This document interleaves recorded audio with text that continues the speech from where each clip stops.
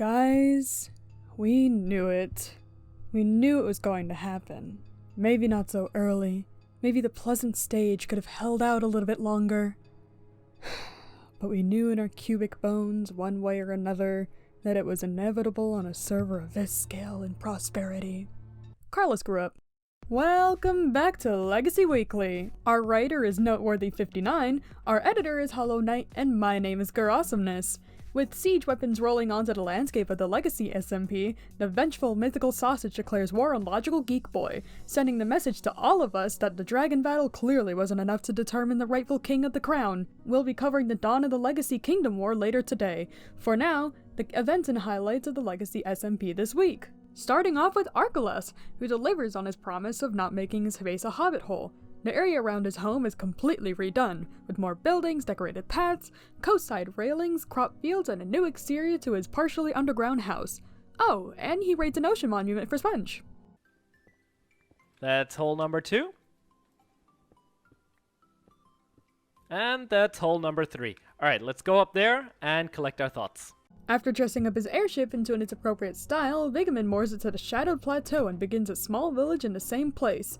His first building, linked to the Zeppelin with a wooden gangway, is a sort of customs office in steampunk style, lacking the typical smokestacks and machinery that Vigo plans to add for other, more productive buildings. His second is a mountainside entrance into a grand storage room. But anyway, we got this cool cross pattern here, and then the gold in the middle. Also got the gold in the ceiling here, in the vaulted ceiling, to kind of keep it, keep a theme in here. To spread the influence of his diamond snatching further, he plops down an oversized, overflowing bucket of slime into the shopping district, dealing in sticky business at his original price of diamond per stack of slime balls. He displays a smaller, faster airship that arrives on scene, gets flown up by those creepers that be creepin'. I think it looks super cool. Whoa! And wires up some redstone and sound systems for Fwip's jousting area. S Major also heads to the shopping district to earn some cash. With the output of his spider spawner and sheep shearer, he supplies a spider product shop in the form of, well, a spider head, and a multicolored wool shop in the form of a pixel art cloud anchored to the ground with a Bifrost bridge. His fantasy castle begins taking shape this week, going for a prismarine and endstone based palette on the 3 of 4 towers. I ran out of dark prismarine again, so I couldn't do the sort of detailed bits at the top and the bottom. Catherine Elizabeth fools around in the end for a while, gathering chorus fruit and the flowers as she goes, after learning she can simply shoot the bulbs with arrows instead of making pillars up to harvest them. What is this game? She brings the flowers back to the overworld and then to the fantasy district, where she plants them for purple blocks to be used in her future base. A congratulations to Pearlescent Moon for achieving Twitch Partner this Sunday! This good-spirited week, she spends priming a rocket shop for liftoff on the sales charts, finishing the inside of her greenhouse and beautifying her basement. In the last few days, she has started the A Dragony Stream trend, resurrecting and murdering a space lizard every time she goes live. What? Yeah, there we go, we haven't died! Amazing! This is gonna be loud for everyone else on the server. And we have an egg, and Elytra, and a head. Look at that, all 3 of them. You just wait, everybody. We will be doing a video on the complete theory of the end as insurance this poor dragon. You just wait. Seanbits accomplishes a successful dragon battle using only intentional game design, with a small price of 19 extra deaths. Putting him right up in the tab list death count with Pearl, Nash, and Solidarity. After being urged on endlessly by Pearl to hurry up, he finally blows the beast to smithereens. Okay. Gave up waiting. Oh, we did it! Right there! When he's not busy torturing the dragon with amnesia, the poor thing, he builds Pearlescent Moon her gunpowder farm, supplying her for the aforementioned rocket shop. He constructs an iron store of his own in the shape of an iron golem, building it in a diagonal base and using raw birch logs in its pallet like a mad lad. Fwip is aware of his surplus in iron and trades dynamite farmed logs for some iron blocks. Would you be interested in making a deal for, say, like a stack of iron blocks? Yeah. I hope that can get me through this. Let's see. How about since this costs 9 stacks of iron for a full stack of blocks, 9 stacks of wood. Okay. What do you think? Deal. Deal? Okay. Deal. Let's do it. Wonder who made those little emerald ATMs? Those were the work of Fwip, who recognized the uncanny shortage of ender chests over in the shopping district. His other smaller-scale builds include an ice boat jousting area and snot covering Nash's circus tent after a sniff sign was broken one too many times. Sneeze into your elbows, folks. A full stack of slime blocks later was a great 8 diamonds spent on this one. It's sniffly season, folks. The cyberpunk city begins taking shape. Starting from the newly constructed Foot Tower, the sleek building at time of writing features a cyberpunk sports car and Optimus Prime, a functional water-based sorting system, and a hangar/garage with a smithing table floor, the last of which was why he needed Sean's iron. Solidarity, quick on the trail of several detective cases, pays a visit to Whip's place after having a related case submitted to him. Whip in response tells Jimmy Clueless to get video evidence of Sausage admitting his crimes of bringing illegal items to the medieval dragon fight. The outcome of this we'll get to in a bit. In other investigative news, he goes on a poster advert campaign with a little help from a shared texture pack. Naturally, this leads to S. Major suing Clue Corp for unauthorized advertisement on his private property. Solidarity responds by giving his house walls a makeover. How convenient. Covered that wall, got 2 before he goes up, all the way up the stairs, all the way in here. This room is hole filled, and then all the stairs down. Whimsically, he parks another food truck right up above Whip's, selling Jimmy fried chicken instead of golden carrots. It's so great. Whip, you've got some food rivalry going on. My van's bigger, sells proper fresh chicken, ones that you can pet before you eat. No, we don't use those. He, Jem, and later on Whip barely managed to contain a particularly poorly placed wither. The boss broke through their strip mine and into a nearby cave, leaving it free to break its way upwards and into Spawn Village if it hadn't been slain in time. From a coin flip, Jem gets the Nether Star and a blue skull. Gemini Tay, after constructing a mob farm, decides to add a touch of man-made organics to the medieval district and starts a stone archer statue. Midway through her shaking her head at the statue's proportions, she meets up with Whip and Sausage on a mission to make Solidarity's life mildly annoying.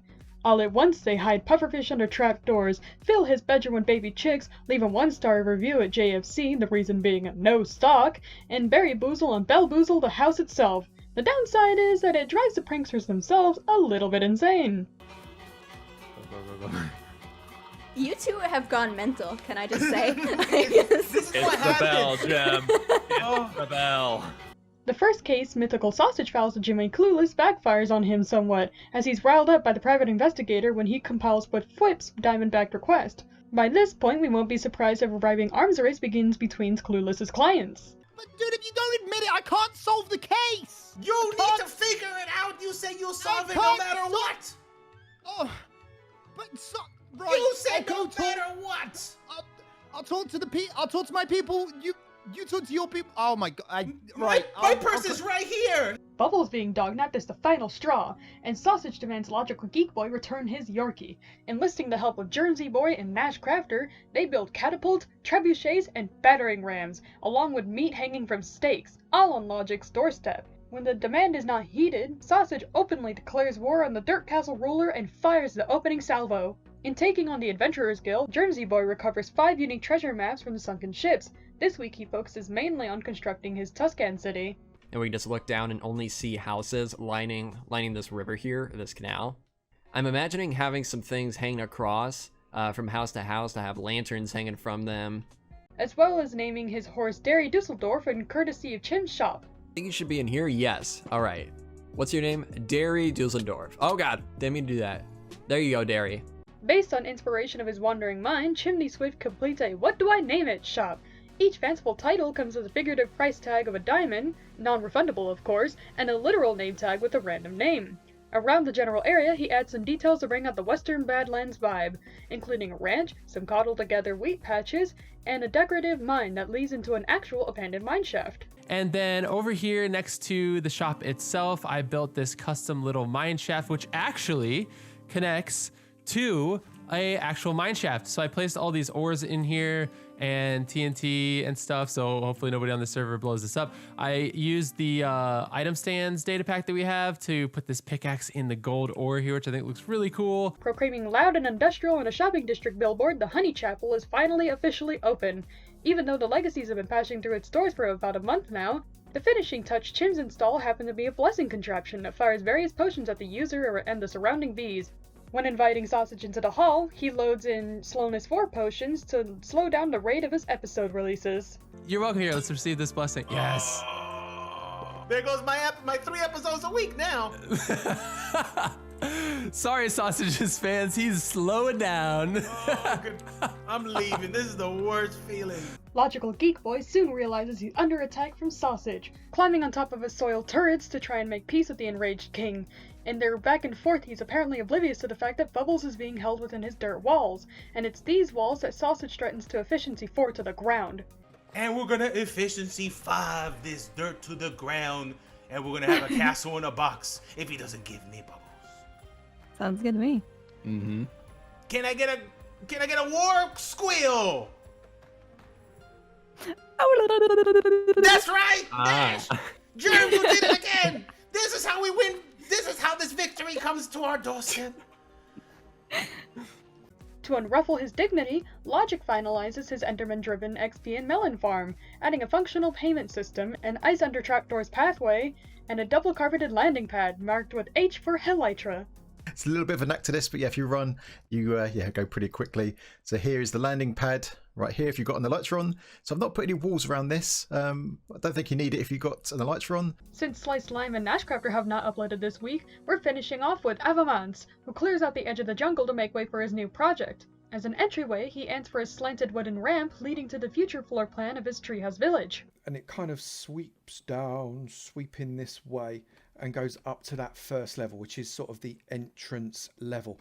Not quite sure how we're going to take it from here, because we've got this mountainy type hill though. So I think I need to go forwards. I have, however, very nearly run out of oak wood. Avo also says that he'd like to start another product shop, going on a small hell hunt for cheese balls, golden batons, and charred skeleton skulls. He finds some rockets from Gemini Tay inside his barter barrel, putting some diamonds inside his payment. That's all, folks, for this episode of Legacy Weekly. As always, if we missed anything or anyone significant, please let us know in the comment section below. We imagine a service activity is going to explode, and our regular upload schedule is 3 days after actual events, so we won't be covering things close to real time. Our writer is Noteworthy59, our editor is Hollow Knight, and my name is Garawesomeness. Stay tuned for next Saturday on Legacy Weekly.